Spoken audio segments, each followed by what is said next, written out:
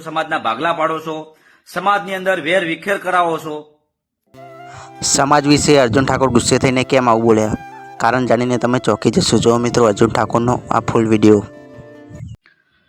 નમસ્કાર બધાને, જય બાબારી, જય રામાધણી। મિત્રો બધાને ખાસ જણાવવું છે કે જે પાટણની અંદર હાલ પીતાંબર તળાવે ઠાકોર સમાજના 150 ઘર પડવાની નોટિસ મળી છે, પડવા જઈ રહ્યા છે।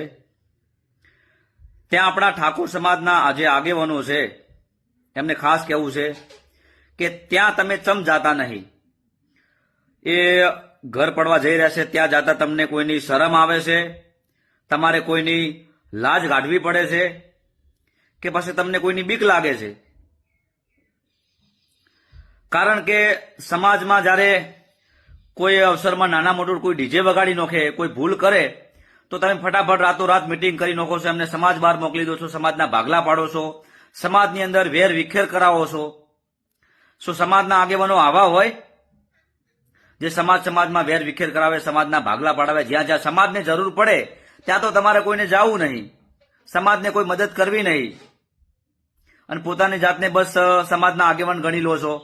એવા તમે સાચા આગેવાન હોય તો જ્યાં જ્યાં સમાજને જરૂર પડે ત્યાં તમે જો સમાજને મદદ કરો, સમાજને ટેકો કરો। ફટાફટ તમારે મિટિંગ કરવાની જરૂર છે પીતાંબર તળાવે, જો એનું કોઈક કરો, બીજી જગ્યાએ એમને રહેવા ઘર મળે એવું કોઈક કામ કરો, એવી મદદ કરો।